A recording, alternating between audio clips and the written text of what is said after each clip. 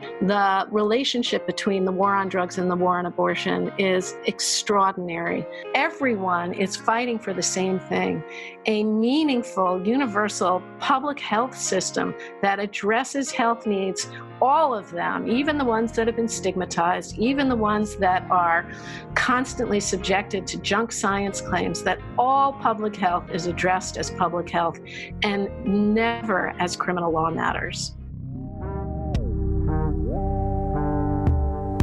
You're listening to Narcotica, a podcast giving you the straight dope about drugs and the people who use them.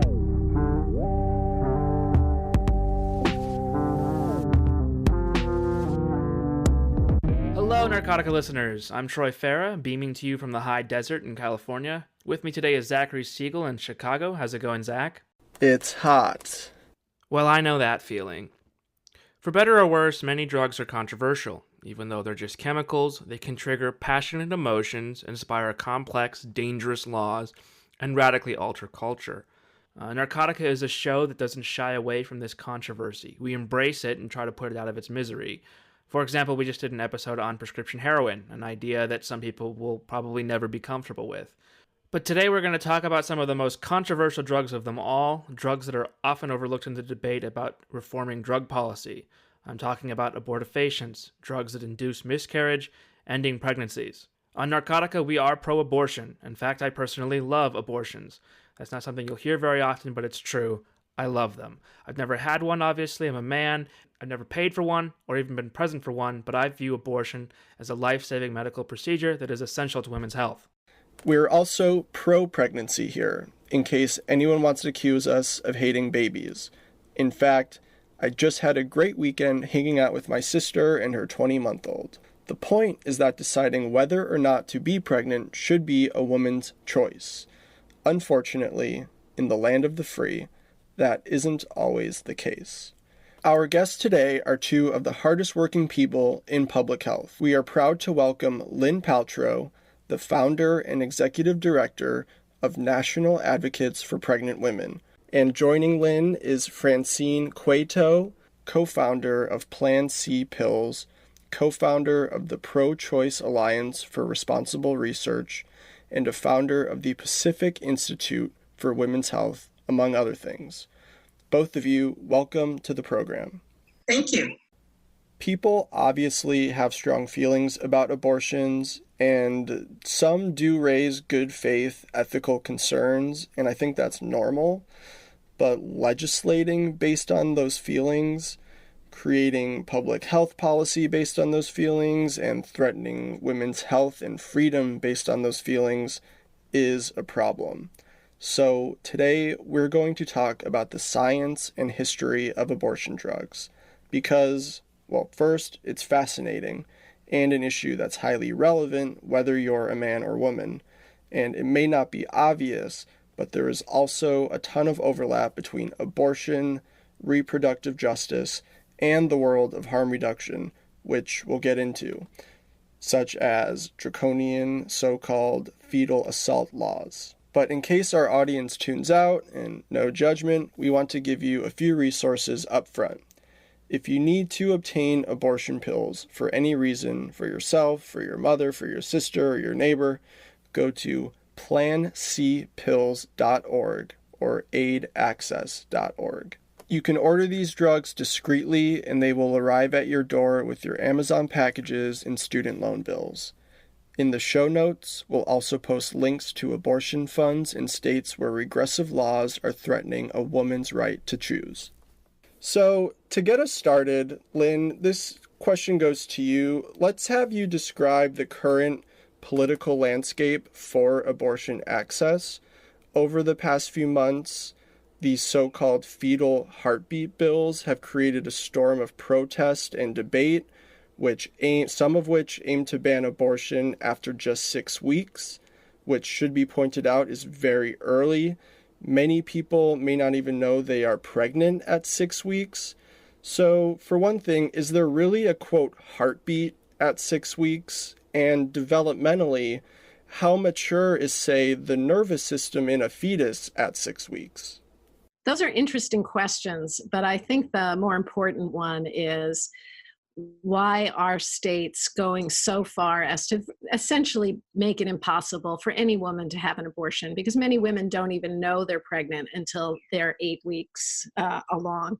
And the naming of the laws, heartbeat laws, are part of a more than 40-year effort to personify fertilized eggs, embryos, and fetuses, and take away the personhood of pregnant women.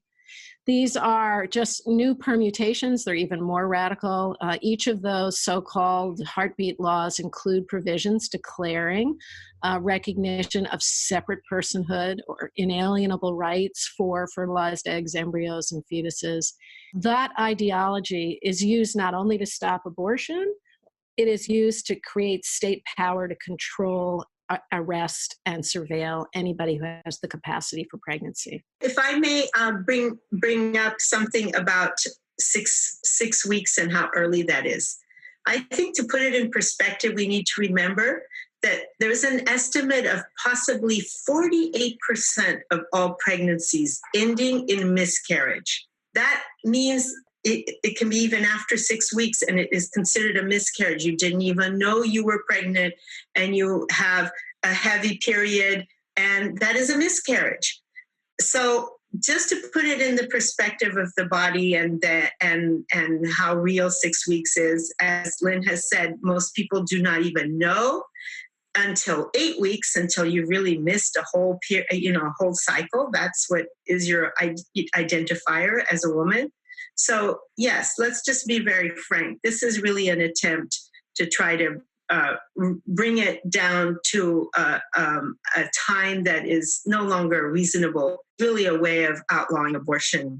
These laws also are based on junk science, many false claims about perception of pain, as if women who seek to have abortions want to cause fetuses pain or don't care.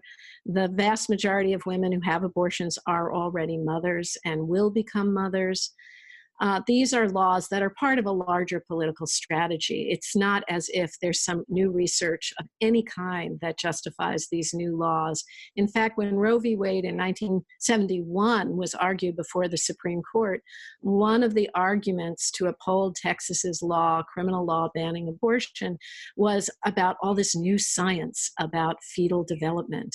And they put into their briefs photographs of fetal development from the earliest stages. So there's no new science. These laws aren't based on some new discovery about heartbeat or pain or anything else. They are part of a very strategic plan to bring cases to the Supreme Court in the hope that Roe v. Wade, the decision recognizing the right to choose abortion, will be overturned. And states will once again have the power to control and punish women in a way much more similar to the 1800s than the 2000s. And just so for context for our listeners, this new 6-week ban comes from there's 12-week bans or 18-week bans or 20-week bans. Like this is like you're saying, Lynn, a very sort of this is part of a much larger effort to to close the window constantly. And it's like you give people an inch and they take a foot. Like that's sort of what's always is happening in this space. In Roe v. Wade, in the 1973 decision in Roe v. Wade, the Supreme Court said states may, if they choose, and they're not required to, may only outlaw abortion after a fetus achieves viability. And that's kind of a hypothetical. If we imagine that the fetus were outside of the woman's body already, it would have a certain chance of survival, meaningful survival, not just live birth. The Supreme Court recognized that women were persons through all stages of pregnancy. There isn't a point in pregnancy where they stop becoming persons. And under the U.S. federal Constitution, personhood is achieved at birth. And I want to add that I think the reason they picked 6 weeks, a very arbitrary number, but not so arbitrary when you think of strategically, because what we've been pointing out is that before 10 weeks is when 89% of all abortions are done. And for the longest time, their strategy has been to focus on second trimester abortions, which is a very, very small number of abortions in the country. And then they even have these ridiculous statements by the president at all about at birth abortions, which doesn't ever exist. But that's what they're doing, because then they can have the visuals that go with it. We have been fighting back with data and evidence that, in fact, most abortions are early. They're before 10 weeks. And frankly, one of the things that this medication abortion that we're about to talk to does is it allows people to do it even earlier, much earlier than if you go to a clinic, because you have less obstacles to overcome to get your abortion. So this whole thing that we meaning the pro-choice people have been constantly saying is early is better. People know, people get that. And so the right now is trying to come up with this 6-week that's under the 10 weeks, and then they're trying to get a visual out of it by calling it a heartbeat. Biologically, that doesn't even make sense. Biologically, you have differentiating cells in your body that are making your new kidneys that are just as alive as a 6-week embryo. It doesn't make any sense. There is nothing anywhere close. There's not even a heart, much less to have a heartbeat. There's barely electrical activity going on. So again, this is an approach to try to fight the fact that most people in this country believe that you should be able to determine your fate in early pregnancy, and that most abortions are early. And they're trying now to scare people into, having a visual for before 10 weeks. That's where I think that they got the 6-week. Thank you. That's some really great background. So, abortion access has not historically been very available to a lot of people in a lot of communities, especially outside of city centers. So some of the solutions that we have are these 2 drugs. I hope I'm saying this correctly: misoprostol and mifepristone. What are these drugs and how do they work? There's a difference between these drugs and emergency contraception, or so-called morning after pills. Why is it important for people to have access to these, especially now in the current political climate? And should people preemptively order these things from websites like plancpills.org? I'll start with the difference between abortion pills and emergency contraception, the morning after pill, Plan B, whatever you want to call it. So there's a big difference. Though the morning after pill, emergency contraception, happens it only works if it's within 48 hours after an unprotected act of intercourse. Really, all it's doing is it's trying to help make sure that if you have a fertilized egg, it won't implant. So it doesn't have a long window. That's part of the reason we had to work very hard to have it be over the counter, because if you're going to use it, you need to use it immediately after you've had unprotected sex. It is a contraceptive. It is a way of trying to make sure you don't get pregnant. Whereas the abortion pills is more something you take once a pregnancy is in place, meaning an egg has already implanted in your uterus. So that, I hope, explains the difference between Plan B or the emergency contraception and abortion pills. We were really excited 19 years ago, in year 2000, when it became clear that there was an abortion pill, a French abortion pill. You might remember, those of us that are old enough, 46, the French abortion pill. Anyway, all of those who are working for reproductive rights and reproductive access got really excited because, oh my gosh, here was a pill that could help you safely terminate an early pregnancy. And anybody who can imagine a pill being easier than go to a clinic where you have to have a procedure done to you, realize, wow, this is really important for access, right? If it can be as easy as taking a pill. That became the beginning of the downhill slide of restricting access so that the new technology, this transformative technology that was going to make terminating an early pregnancy safely, effectively, and easily would not find its way into the hands of the people who need it, because abortion is very stigmatized and political in this country. It was all political. From the day the FDA approved this product for the use in the United States, they couldn't stop it for safety and efficacy, because the data was so clear that this was so safe and effective that being scientific, they couldn't say, no, we won't approve. So they approved it, but then found a way to restrict its distribution so it would not fall into the hands of those who need it. That was the beginning. That was in the year 2000. The FDA pulled some funny little thing that they had on their back shelf of regulation to restrict its distribution, supposedly to protect the health of women. But there is no scientific evidence that there is any reason to have protected it. It was because it was an abortifacient. It was an abortion pill. And so we have been living since then with a restricted access to this pill. And I'll stop here and we can talk more about how does one get access, given that there are these restrictions that were put on by a political FDA. At that time, it was under the first Bush administration. We knew when we put in the request for the FDA approval that we would get it approved because the evidence was so clear. What we didn't realize is that they would figure out a way to put this restriction that essentially means that the only way you can get legal access or regulatory correct access in this country is if you go to an abortion clinic, because that's the distribution method that they devised for this product. It's not in the pharmacy like every other pharmaceutical product that gets approved. It gets approved, it gets put in the pharmacies, doctor write prescriptions, you go to the pharmacy. This one, no. This one you could only get through abortion clinics. Troy and Zachary, I'm going to interrupt with just a little side story to give Francine a chance to catch her breath.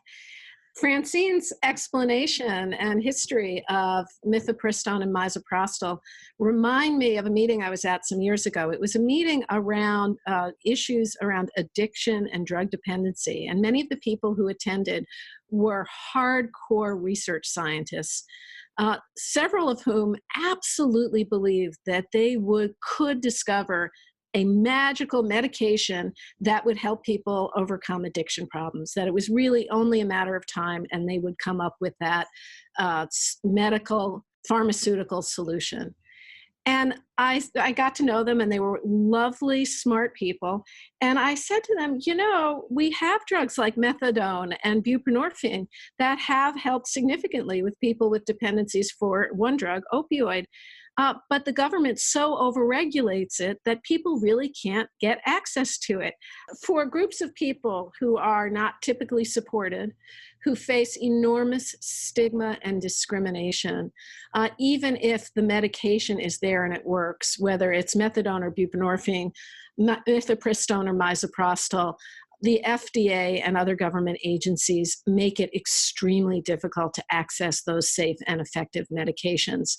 I think sometimes people who are advocating for the right to choose abortion believe that they're the only group of people who face overregulation.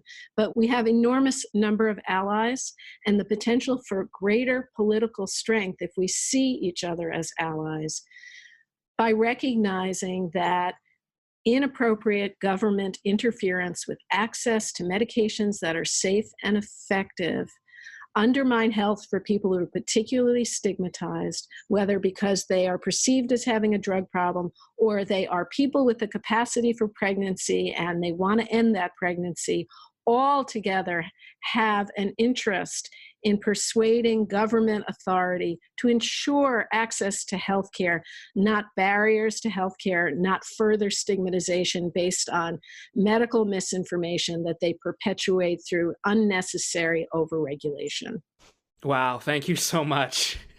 That is exactly what we need for this episode, because, someone was like, what does abortion drugs have to do with Narcotica? And I'm like, what does it not have to do with? So thank you. Yeah, and to just piggyback on what you're saying, Lynn, in terms of stigmatized groups and experiencing barriers to care, I can't think of a more stigmatized and frankly loathed group in the population than pregnant women who have an addiction.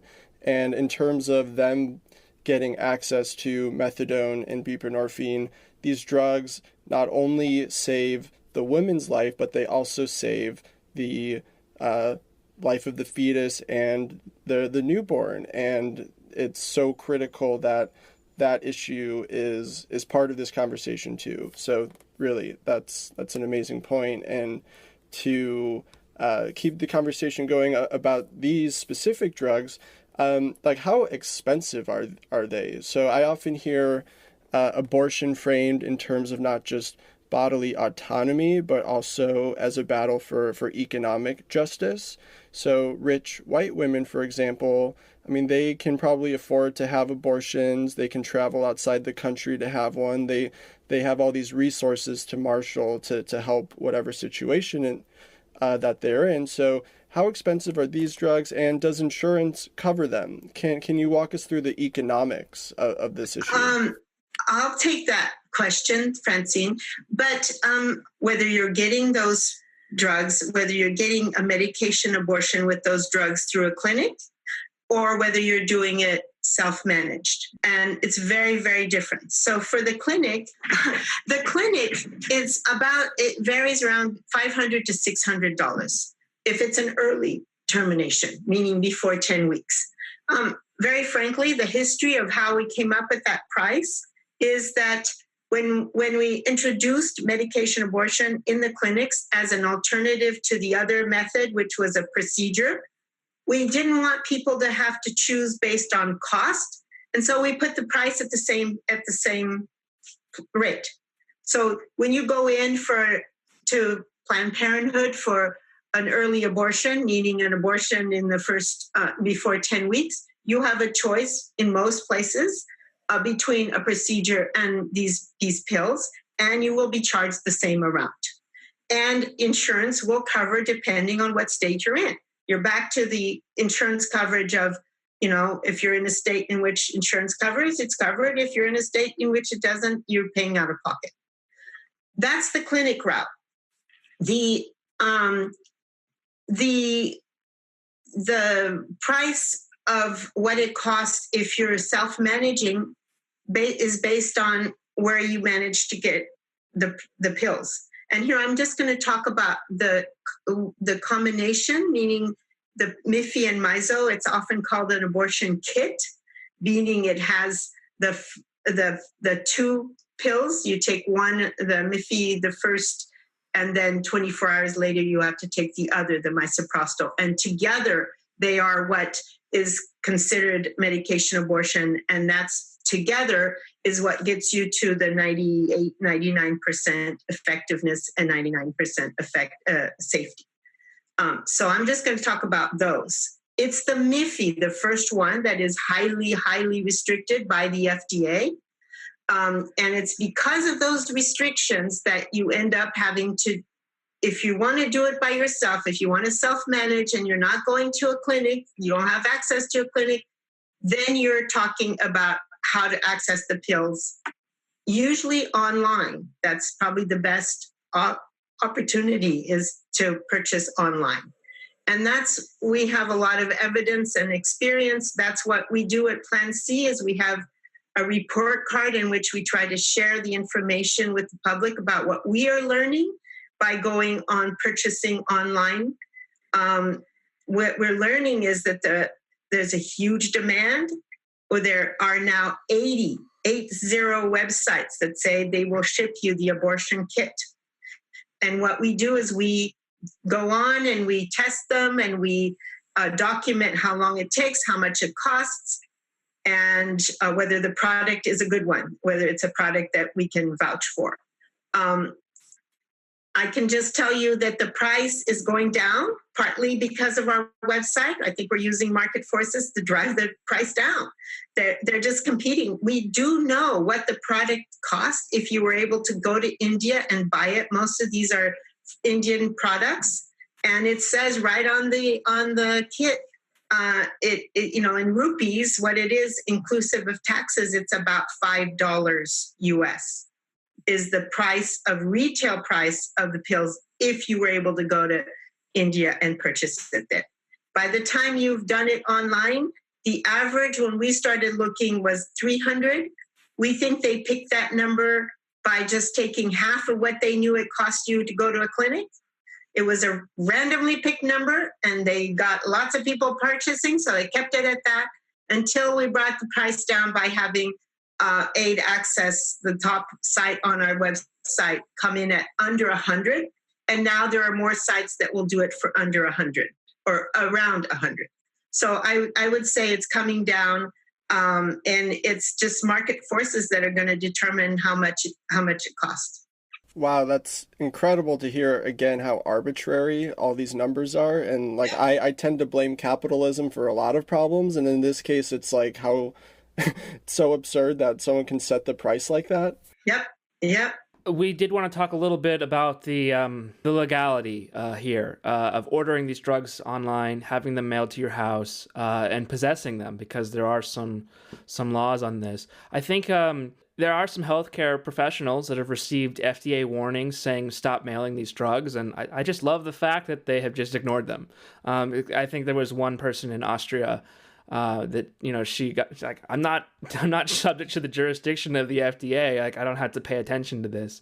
Can we talk a little bit about if you can be arrested for possessing these, if they can, or any other legal problems like that? Well, let me just take the example you gave. It's Rebecca Gompertz, who is the one who started Aid Access, which is at the top of our report card. It's at the top of our report card because she's charging less than $100, and she provides medical backup by being a doctor who will give you information. The pill is still shipped by an Indian distributor. She's not shipping the pill. It's you end up getting it from the Indian distributor. But the point is, Rebecca did get this letter, as you said, from the FDA. And not only is she's not ignoring it, she's fighting back. She's basically saying, like you said, no, you don't have jurisdiction over me. I'm a doctor and I will do what I need to do. And by the way, your restrictions, we believe, are actually, against the constitutional rights of women in the U.S. So really beginning to bring to light, and I'm going to let Lynn talk about this more, bring to light the situation we find ourselves in around the legality in this country. It's not that it's an illegal drug. Like I said, it's been FDA approved and it's used in clinics all the time. It's that it's restricted. And so if you start trying to get it through a distribution network that is not the one that has been prescribed by the FDA, is when you get into trouble. So I'm going to let Lynn take it from here. Well, first of all, if you go to my organization's website, National Advocates for Pregnant Women, advocatesforpregnantwomen.org, you will see a letter that we prepared with our allies at If, When, How, sent to the FDA asking them to withdraw their warning letter against online providers of abortion medication, and also to withdraw the REMS, Risk Evaluation and Management Strategy, which are restrictions for access to mifepristone that have no foundation in medicine. And I know Francine can talk more about what those restrictions are. And this is a letter that talks about the fact that this is safe and effective medication, that denying it to a group of people who have been using it effectively and safely all around the world is very much like the denial of access to medications for HIV and AIDS 20 years ago. So our letter points out that they are depriving certain groups of people with the capacity for pregnancy, people in the past with HIV and AIDS, of access to medication that is safe and effective and important for their health and their lives. As we know, the possession, very few states, as far as we know, make possession of these medications a crime. There is nothing dangerous about this medication that can be used effectively and safely for a number of purposes, including ending a pregnancy. Our position is that no person should fear arrest, prosecution, surveillance, or control for taking care of their health. Human beings need to do that. I think everybody who wakes up in the morning and doesn't feel well hopes that they're not going to have to go to a doctor, that they're going to be able to find a remedy at home that will resolve whatever health problem that they're having. And fortunately, we now have these medications that enable women to do that. threats of arrest are inappropriate, and they are unconstitutional. There are fundamental human rights that women that people with the capacity for pregnancy have. Half of the people, if we believe that everyone in the United States is entitled to the protections of the Constitution, those protections have to apply to the half of the human beings who have the capacity for pregnancy. And their healthcare needs should not be thought of as separate or different or special. It's just what half the people need. And those people need health care that relates to their capacity for being pregnant, becoming pregnant. And that includes not only the ability to safely and effectively end a pregnancy, but also to be able to go to term and be supported when they do go to term. Our country not only creates barriers at this point to accessing abortion, but for example, Alabama's been in the news. Not only are there only one abortion clinic left in that state, not only are there no abortion clinics in most of Alabama, and certainly not in any of the rural areas, there are also very few OBGYNs. So women who are hoping to go to term can't deliver with an OBGYN, and there are restrictions on midwives in that state. So these are actions that are not even specific to abortion. They are specific to certain groups of people in denying them equal access to the health care they need to lead health and safe lives. And it's health care that everybody needs in order to ensure the survival of the species. Can we talk about how in a lot of these states and a lot of these laws that we're talking about, that just like the criminal justice system, there are disparities in who is affected by these. So in the South, Black women, for example, is it that they are much less likely to be able to access abortion? Are they much less likely to be able to access like you're saying, OBGYN healthcare services generally? And it reminds me of just this very sad fact in this country that the infant mortality rate for Black women is much, much higher. And can we talk about how race is sort of always at work when we're talking about this issue? In terms of the overview, National Advocates for Pregnant Women did a peer-reviewed study looking at arrests, detentions, and forced interventions that would not have happened but for pregnancy. And we looked from 1973, when Roe v. Wade was decided, until 2005. And we were able to identify with absolutely firm documentation 413 cases. And those were mostly arrests, and the majority of cases, but not all of them, do involve allegations that a woman is pregnant and she used a criminalized drug. Overwhelmingly, the people targeted for investigation and arrest are low-income women. And during those years, very disproportionately, more than 50% were Black women and other women of color. Black women were also more likely to be charged with felonies and more likely to be turned in by healthcare providers. One of the things that's interesting is that Alabama currently leads the nation in arrests of women in relationship to pregnancy. And that's because the Supreme Court of Alabama interpreted a chemical endangerment of a child law that was passed to punish adults who took children to dangerous places such as meth labs, has been used and upheld as a mechanism for addressing pregnant women and drug use. In Alabama, where the drugs that are most likely to be used are methamphetamine and opioids, the majority of people currently being arrested in that state are low-income rural white women. But as we see with the criminal justice system and efforts to expand control by the state, the recent arrest of Marsha Jones, a woman who was 5 months pregnant, got into some kind of altercation and herself was shot in the stomach, lost her pregnancy, and then charged with manslaughter, because she had put herself in a dangerous situation. We see this woman, a Black mother of a 6-year-old, the first time that the state tries to make yet another brutal expansion of their criminal law, the first person targeted is a Black woman. So we see that, as Michelle Alexander made clear, the war on drugs is the new Jim Crow. I would argue that the war on women and abortion, one could describe, as I have, as the new Jane Crow, because it does much more than never just outlaws abortion. It creates power of the state to control certain people. Prohibition never works. Prohibition didn't stop people from drinking, doesn't stop people from using drugs. Before Roe v. Wade, when abortion was illegal, 1 million women each year had abortions despite it being criminalized. So government knows that prohibition doesn't really work. So why do they do it?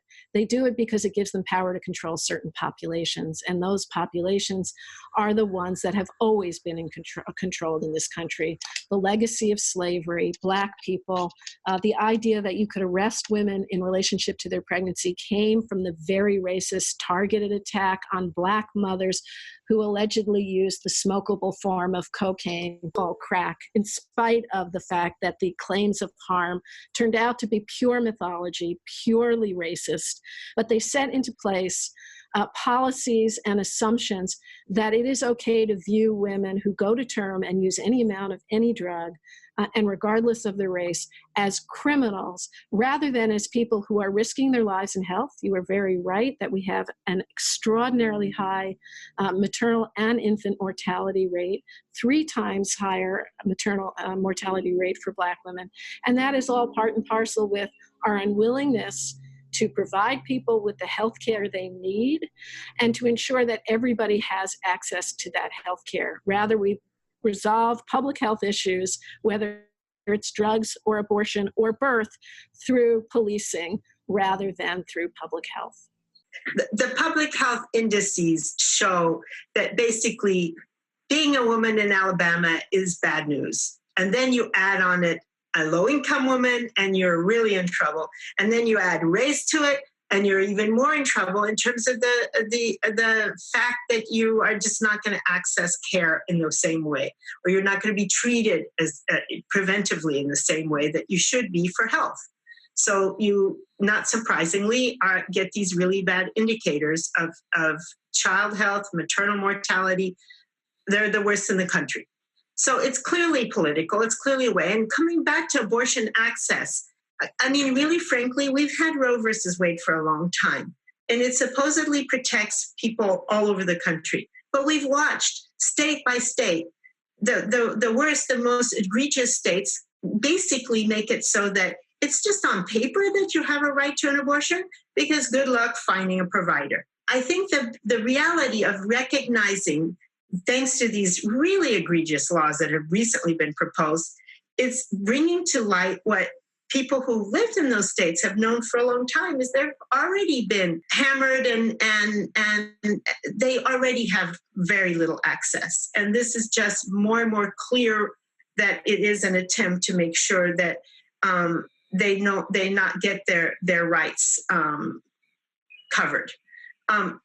If I may say, I think that the piece of what this self-managed care and the democratization of the internet and the global nature of our market system has meant that people in these states have equal access, frankly, to me in Los Angeles, because internet doesn't look at borders. Neither does the post office look at borders.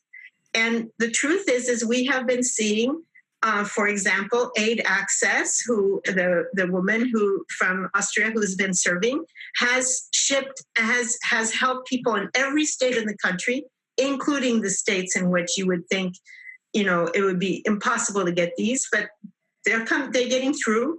People are using to a level that we really hadn't recognized until recently.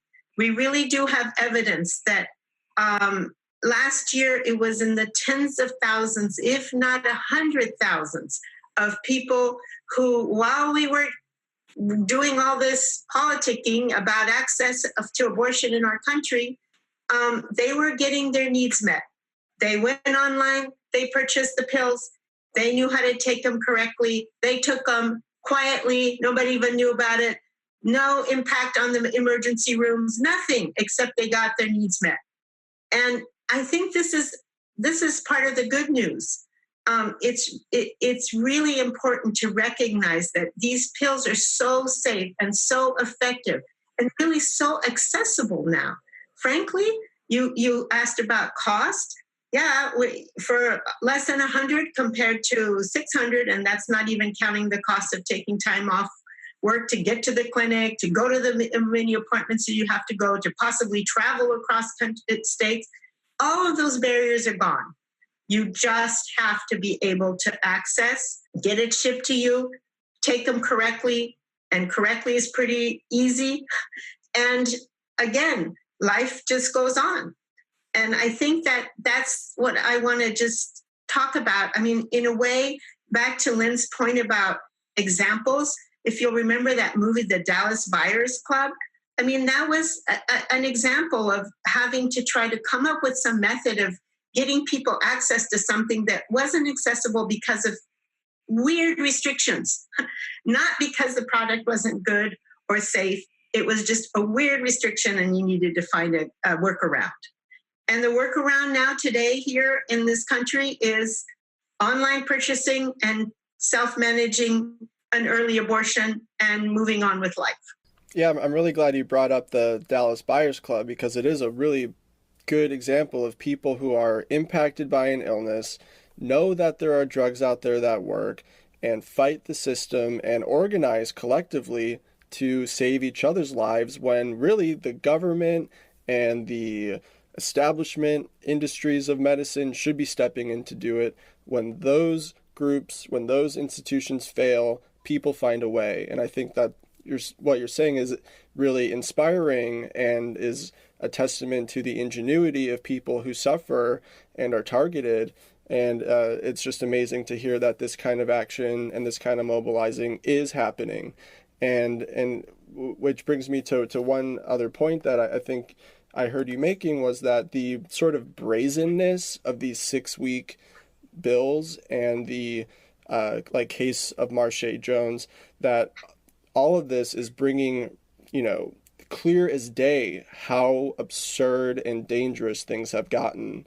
And maybe, in an accelerationist kind of way, things really are changing because of how bold and how brazen and oppressed the people are and how visible they are now. Well, people have talked about the personhood movement and referred specifically to claims of fetal personhood, but the real personhood movements are groups like Black Lives Matter. And when you talk about things have gotten to a certain point, well, they've been at that point for some groups of people in the United States for a very long time. But we hope that one of the positives that comes out of this pregnancy is an awareness among many more people of the extent to which discrimination and stigmatization and inequality exists in this country.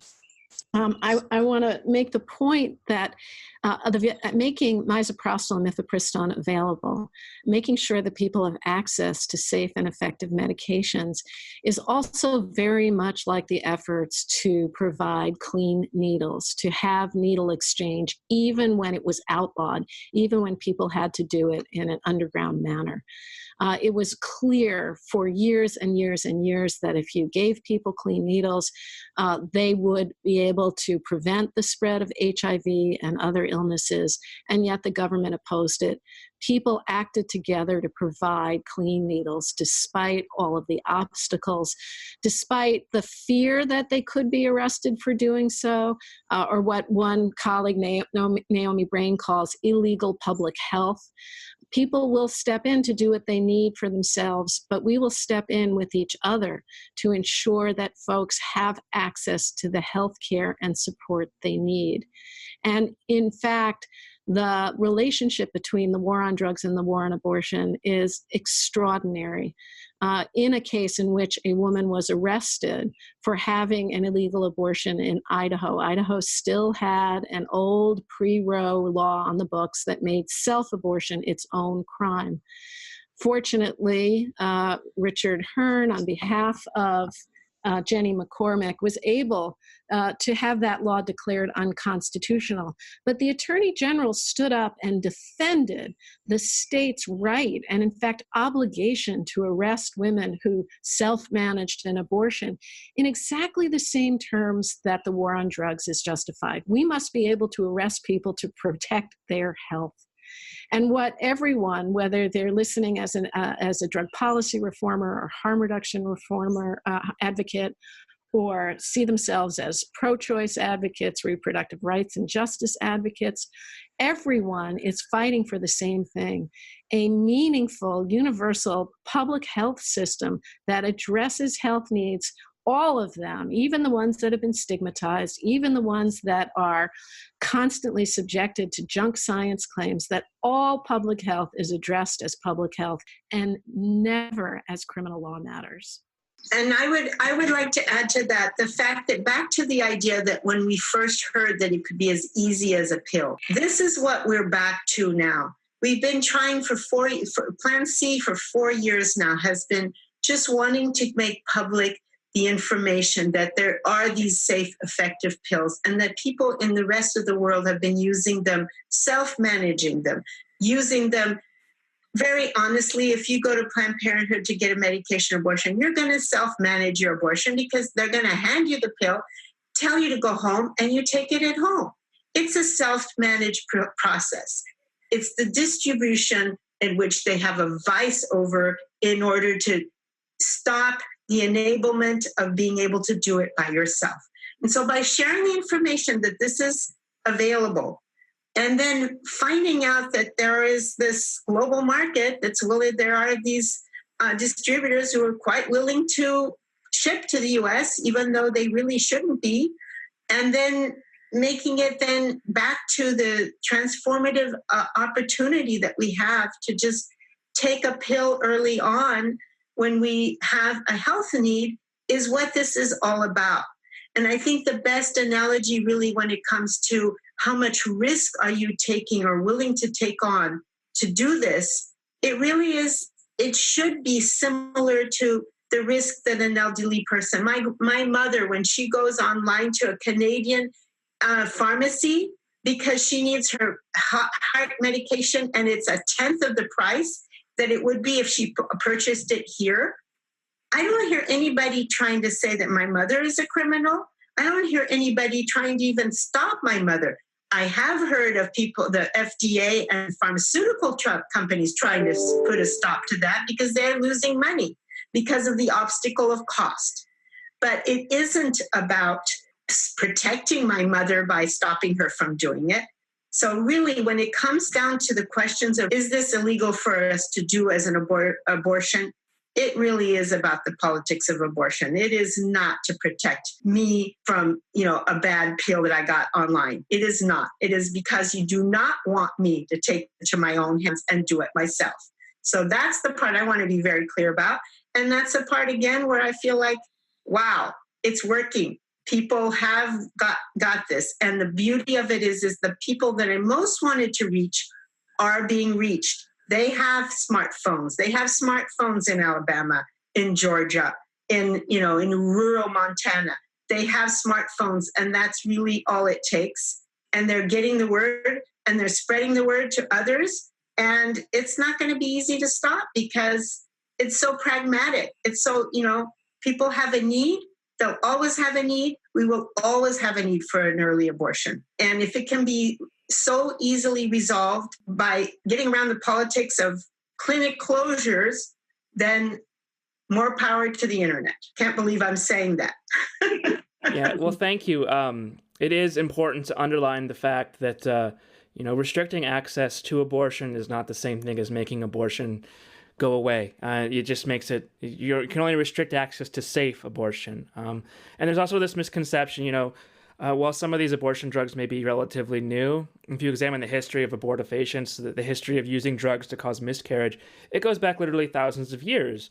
There are many examples. There's myrrh, the plant that's in the Bible, olive oil mixed with lead, and other primitive techniques. Abortion is not some kind of new technology or some technology that will be out of reach for women if you try to ban it. The only difference now is that abortions can be done much more safely.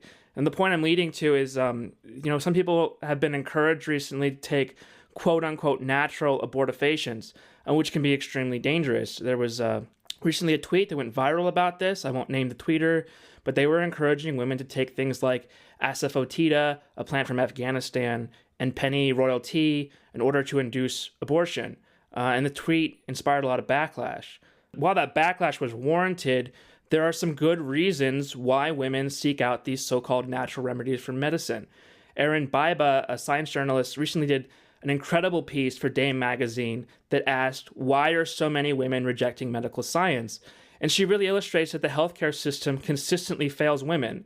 I understand why some of these alternatives are attractive to some people, but what does that say about the current access to safe abortion drugs? It's interesting you should say that, because the fact that we found out that misoprostol is a good abortifacient is it was women who discovered that.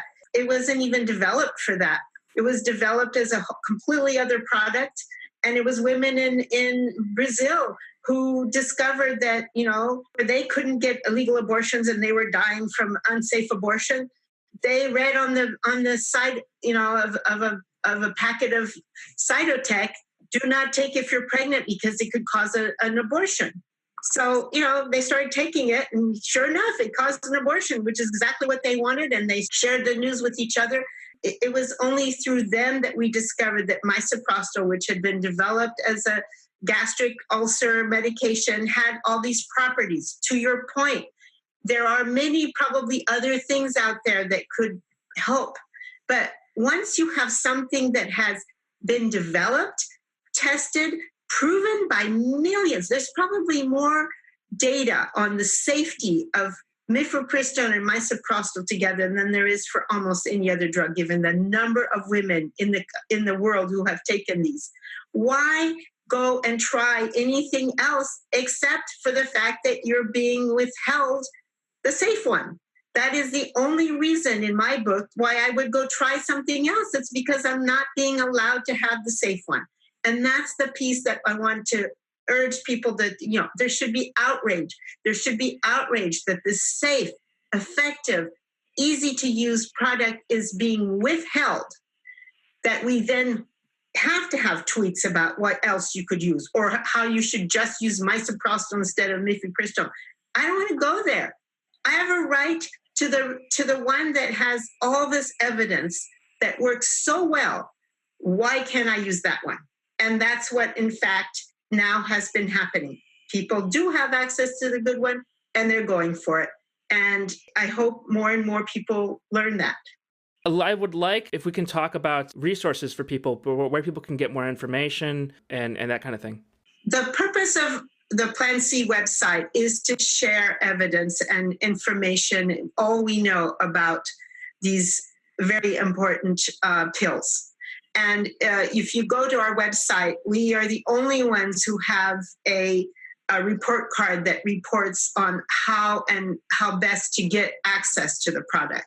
Getting the pills is very important, and trying to help people know what their options are. There are many ways of getting the pills, and we list them, and we give examples, and we try to share as much information as we know so that people can make their own choices and choose their own risks and decide whether cost or time or what matters most to them.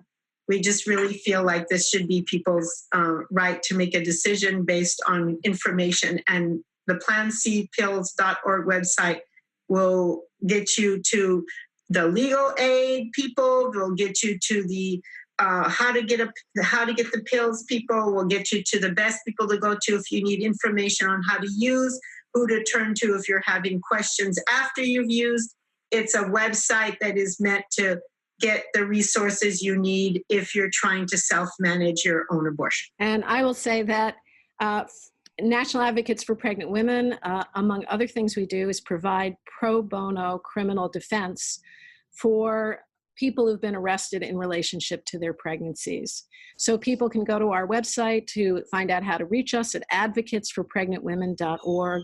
We believe that no person should fear arrest because they became pregnant, because they gave birth, because of being pregnant and using a drug, because they attempted or actually had an abortion or had a miscarriage. In other words, there should be no role for law enforcement in pregnancy or pregnancy outcome. And people who do find that they are threatened or have been arrested in relationship to any aspect of their pregnancies should contact National Advocates for Pregnant Women.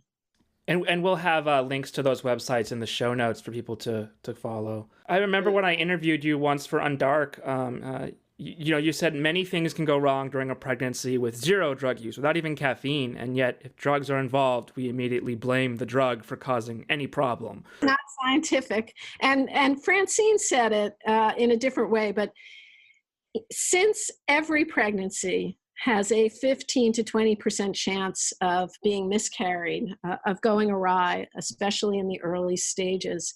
From the perspective of a personified fetus, a fetus given rights, separate rights by the state, by becoming pregnant, a woman is endangering the life of an unborn child.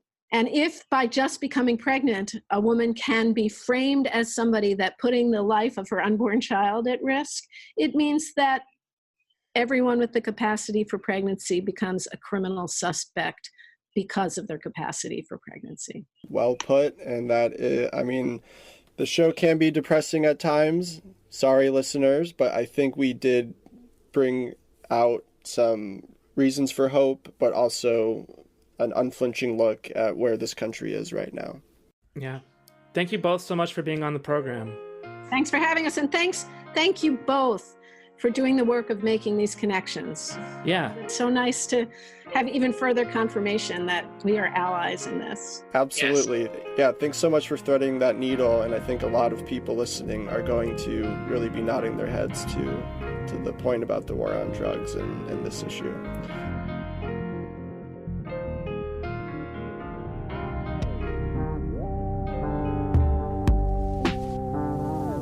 That was Francine Coeytaux, co-founder of PlanCpills.org, and Lynn Paltrow, founder and executive director of National Advocates for Pregnant Women. Learn more at advocatesforpregnantwomen.org. Narcotica is an independent production by Christopher Morath, Zachary Siegel, and myself, Troy Farah. Our co-producer is Aaron Ferguson, and our theme music is by Glassboy. You can follow us on Twitter at Narcocast or on narcocast.com. It's been a whole year since we started this program, and we're so grateful to our supporters who helped make it happen. We're proud to be free of corporate influence. Perhaps you also hate listening to 10 minutes of ads at the beginning of most podcasts. No offense, Joe Rogan or Pete Holmes. So if you want to help us out, the best thing you can do is spread the word. Rate us wherever you get your podcasts. We're finally on Spotify.